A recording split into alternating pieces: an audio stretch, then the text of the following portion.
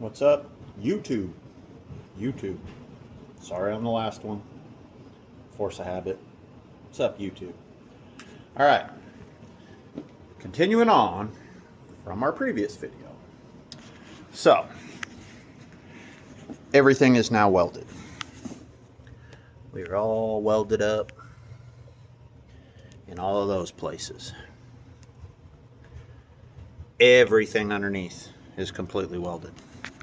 I will be adding some here, but right now I wanted to move on and at least get the biggest part of it taken care of tonight. So what we're doing now, I decided I'm going to go ahead and do the 2 banks of solenoids for this in front of the batteries. I was going to do them back here, but then I got to thinking, you know, even with hiding and tucking wires around, having them here, you're still going to see more wiring. Up there, they're in front of the batteries, you really aren't going to see them at all, but there is still room, even with the batteries in, to get in, access.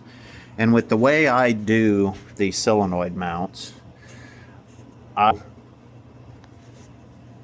drill this plate 2, 2, 2. I'll stick 1/4 inch bolts up through from the bottom so the stud is sticking up, and weld the head to the bottom side of that angle. So you have studs sticking up off to slide your solenoid on, drop a washer, lock washer, and a nut, snug them down. Solenoids aren't going to go anywhere. Those will get welded to there. And like I said, I'm trying to set it up where I can mock up a side for you to see, and then a side as we go. So these are essentially that. They'll go on, they'll get welded on, they'll have the holes drilled in them to be able to bolt your block on. The way I set this one up, you'll be able to reach under, get to your bolts. I spaced it out as the distance that I wanted it. I'll do the same distance here. That way we're still level, we're even. As you can see, level, level. Always checking level, always checking to make sure everything's square and even. So this one is getting backyard pumps, so it will have clear tanks. The way we are setting this up, when the tank is on and it's bolted down, the backing plate will pretty much be flush with the back of the rack. And then when the motor is mounted onto the front, it will pretty much be flush with the front of the rack. I like uniformity. I like how things look like they just were meant to be like that. They fit correct. And the cool part too is then a little light could be mounted right here to shine up through that clear tank, really magnify the coolness of the clear tanks that we offer on the backyard pumps. And then I will be making a mount here off of the back for a street charger. Love the street chargers. I'm a very big fan of the street chargers. I try and push them in every setup that I can, as long as it's not over a certain amount of batteries. If it's over a certain amount of batteries, then you got to get real creative with wiring, or if you've got that many batteries, you're in a different league where you're charging different, you're doing different things anyway. So on this one, racks in, all welded up, solenoid mount pieces are cut. When I do this stuff, if I know how many mounts I've got, I'll cut all that stuff at the same time, so it's same length, same size. Now that I know that's going to work there the way I want, that's going to work there the way I want, I'll go ahead and get this one clamped on. I'll get those tacked on. I'm going to pull that one back out. I'll get that one and that one marked and drilled, get my 1/4 inch studs pushed through, welded on the bottom to where the only thing sticking up is the threads. Then I'll get those put back in, clamped down, checked for level, checked for square, get those welded. I'll actually tack them first. Then I'll take my solenoid bank, set it on, make sure I don't have any clearance issues. I'll get those tacked. I'll take and basically run my tank rods, bolt the backing plate on, get that bolted, get the other one bolted, even though they're empty right now. For mock-up purposes, it's still going to tell me that everything's going to sit the way I want. At that point, pull them back out, finish welding that, and that. Now, I did say I was going to put my mounts on here for the battery hold downs, but with the decision I made on my solenoid pieces, I'm going to go ahead and get those on first. Then I will make sure I don't have any kind of a clearance issue with my solenoid stuff to my hold down pieces. If I'm going to, then I'll do a little bit different hold down configuration. So like I said, everything's in steps. I was thinking ahead of what I wanted to do, and then in laying it out, thought process changed slightly. So I went, okay, while I'm doing this stuff, knowing this is where I want this stuff, then I'll be thinking about what to do on the hold down. So that's in thought process now. I got to get my mount made for my street charger, get these tacked on and drilled, get those drilled, get the studs welded, get those tacked on. Then once those are on, then I'll figure out my hold downs, get those tacked, get the upper hold down piece made, get a couple of batteries set in, get everything pretty much looking raw metal like this with batteries set in, solenoids mounted, pumps mounted, hold downs put on, street charger box mounted, which I've actually got an empty that I use for mock-up purposes. Same with, you know, some of this stuff. I have extra blocks from different manufacturers, so if a customer wants a certain manufacturer's product in their car, and that's what we order for them, I don't want to use their brand new product parts in the mock-up stage. When you go in and you have to tack weld something with something sitting in as a mock-up, you don't want to get welder sparks, or, you know, you don't want to mess up the new fancy shiny stuff. So over the years, I've acquired a lot of different stuff to be able to use for mock-up. Now, this one, yes, this is a brand new backyard block, brand new backyard backing plate, fat backyard plug for the fill port, but we make these in-house. I should say in-house, 2 doors down from me. Shout out to my CNC guy. He's amazing, and he's 2 doors from me. So he takes care of this stuff for me. And if you're in the market needing anything CNC done, get at me. I'll get you linked up with him. Great dude to work with. Anyway, that being said, this one is kind of my mock-up one. I've got more sitting over on the shelf. I've got the stuff sitting aside ready for this one to put in, but we're going to use this stuff as mock-up. So we're going to get this mocked up.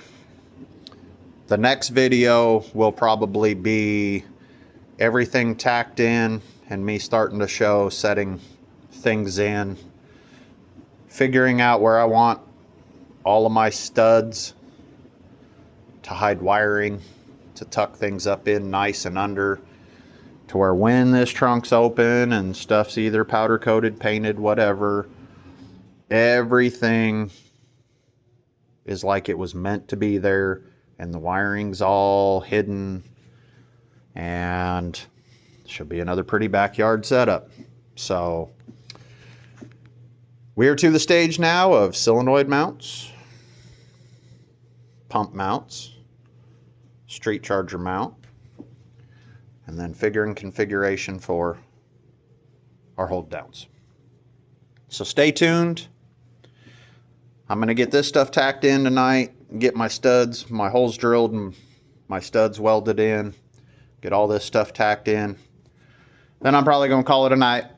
So to be continued. But I mean, we're almost there. Like I said, in and out a bunch of times, but It makes it where things are right, they're precise, and when it is all put together, it'll go together, and it'll go together nice. Things I've learned, things I'm trying to help people out with, hold on just a second. That's a little better. Didn't want my face so up close and personal. But that being said, I'm trying to help you guys out that are watching these videos to learn a little from, I don't want to say mistakes I've made, but things I have found that help the process. Anybody that knows me knows. Am I the fastest? Absolutely not. Do I try and be very thorough? Do I try and be very look-oriented, very reliable-oriented, very cleanly-oriented? Yes, I do. So, in the things that I have found that make things clean, I pull in, take out, put in, take out. I do that over and over and over because it makes it where when you go to put the final product in, you don't run into problems. I've run into problems. I've had issues with stuff. I've had things that, you are working on a job, you're putting things together, you talk to the customer one day and say, man, we're already to this point. Sweet. Then he calls you 3, 4, 5 days later and says, man, how are we looking? Well, we had to backpedal for this reason or that reason or whatever. Nobody likes hearing that. Nobody likes hearing we're at the same place we were 3 days ago or 5 days ago because we had to make changes. I would rather tell a customer at this point in my career, we're in the mock-up stages. We're getting things laid out. We're getting things put in. We're getting things figured out. There's no guarantee that tomorrow I'm not still going to be laying things out, figuring things out, especially on some of these cars where we're trying to do something truly unique. Those ones, mock-up might be the longest part of the whole kit and caboodle. The powder coat and the painting, what have you, yes, it takes time to do that stuff. But sometimes coming up with something unique is the long part. And this is just the trunk. We aren't to the other part of the car. Control arms, cylinders, whether they want sleeves for the cylinders in the front, whether they want any kind of reinforcements, whether they want trailing arms, the list goes on and on and on. I mean, there's so much you can do to these things. There is stuff that's overkill for certain applications. There's stuff that I would say, I think you need this, and they go, oh, I can't do that right now. But everybody's on a budget. Everybody has a plan. We try and do what is needed for the application at the time with plenty of openings and possibility for upgrades. Making some changes, making things better. Can always make stuff better. Sometimes it kind of sucks making something better because you have to backpedal a little and change a few things, but hey, it's all part of it. When it comes to low riding, I mean, a lot of us try and build this stuff as stout as we think it needs to be to handle the abuse we put them through. Sometimes they show us, might still not have been enough. Go back to the drawing board, figure out how to make it a little bit stronger. Parts nowadays, I mean, back when I started doing this stuff, you'd break a ball joint once every great while. You'd buy a setup, you'd put it in, everything would work when you put it in, everything would do what it needed to do. As time's gone on and price of stuff's gone up, quality of stuff's gone down, we've found more and more that you have issues even with stuff right out of the box. You know, bad batch of this part, bad batch of that part. We put them in, we don't know till we start testing. Then we deal with the problems. But trying to make things as least amount of problems by planning ahead, quality materials, quality work. And sometimes it takes a little time, but it'll be as strong as it can be. It'll be as nice as it can be. Hopefully as pretty as it can be when we get done with it.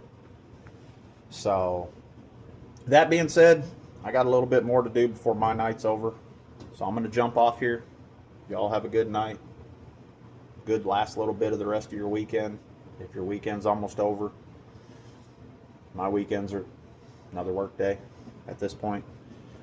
You know, not all the time. I try and take a little bit of time off for myself, but right now, you know, getting this channel going, getting caught up with some things, getting some of this work taken care of for the downtime I had here a little while back. Just trying to get back up where we need to be on things, get this channel really moving, start showing people some things, start moving forward with stuff. But anyway, I'm going to get back to it, get some more knocked out tonight. Y'all have a good night, good weekend. I'll be seeing you soon.